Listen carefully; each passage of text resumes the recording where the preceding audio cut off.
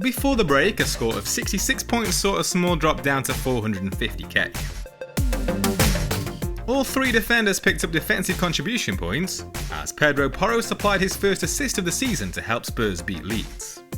Gabriel oversaw Arsenal's fourth clean sheet and a comfortable 2-0 win over West Ham. For a second week running, only Antoine Semenyo delivered in midfield.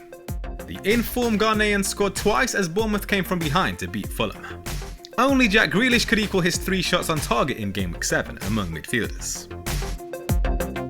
There was controversy up front, as Bukayo Saka stepped up to take a penalty ahead of Victor Gyökeres, perhaps with a personal milestone in mind. That was Saka's 100th goal involvement, and it came in his 200th Premier League appearance, so it wouldn't be out of the question for the Swede to take the next one.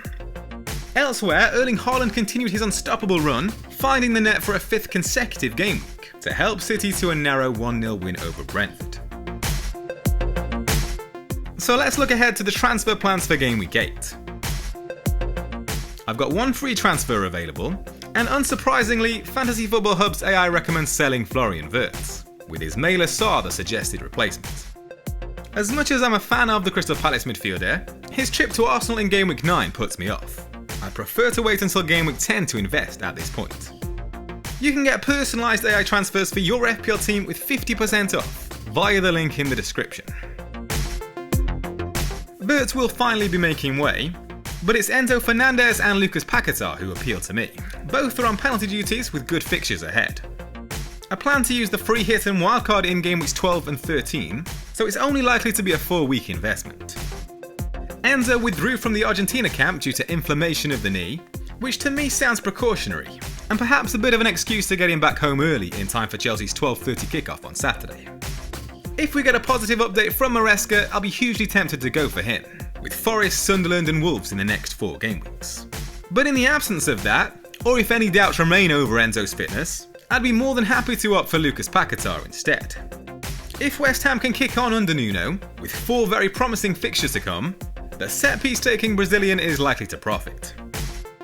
So as it stands, I'm leaning more towards Paqueta for safety, but if there's enough reason to suspect Enzo starts against Forest after Maresca's press conference later in the week, that would probably sway me towards him. Here's how the team is set to line up. I'll be sticking with Martin Dubravka ahead of Burnley's home clash with Leeds. Daniel Farke's side ranked bottom for expected goals in away matches so far, failing to score in 2 of their 3 outings. Burnley have proven hard to break down at Turf Moor, conceding just 2 goals in 3 home matches, with only Arsenal shipping fewer. So there's temptation to start Maxime Esteve ahead of Chris Richards. Over the last 4 game weeks, Pedro Porro leads defenders in both crosses and passes into the opposition box. Aston Villa have scored just a single goal on the road so far, and rank joint bottom for big chances with 2. Gabriel has accumulated the most expected goals of any defender in the past 4 game weeks, from a total of 3 shots. In the same period, Fulham ranked 16th for expected goals, ahead of only Sunderland, Forest, West Ham and Burnley. A fine save from Robin Roos denied Bruno Fernandez against Sunderland before the international break. The Portuguese playmaker ranks second to Mohamed Salah for expected goal involvements in the past 4 game weeks among midfielders. It could be a good time to face Liverpool, who've lost 3 games on the bounce in all competitions.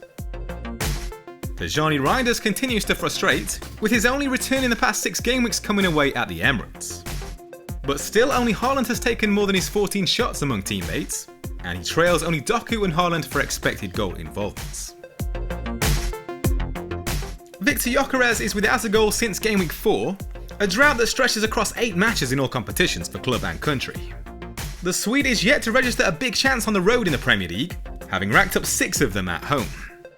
Fulham, though, have shipped 9 goals in the last 5 game weeks, with only Forest and Burnley proving more porous.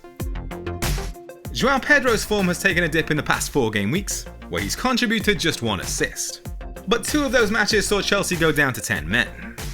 The Brazilian is boosted by a promising run of fixtures that begins with Nottingham Forest, who are without a win in 6 under Ange Postecoglou. Antoine Semenyo produced another masterclass to help the Cherries come from behind to beat Fulham, and he leads midfielders with 1.9 expected goals in the past 4 game weeks.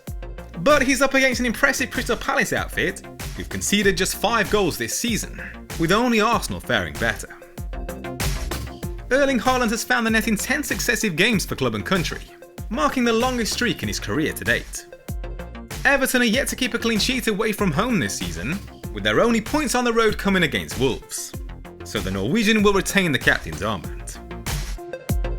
This team comes in at 93% on Fantasy Football Hub's team rating tool. You can check out your own team score for free via the link in the description. Sign up now to get 50% off using the link below.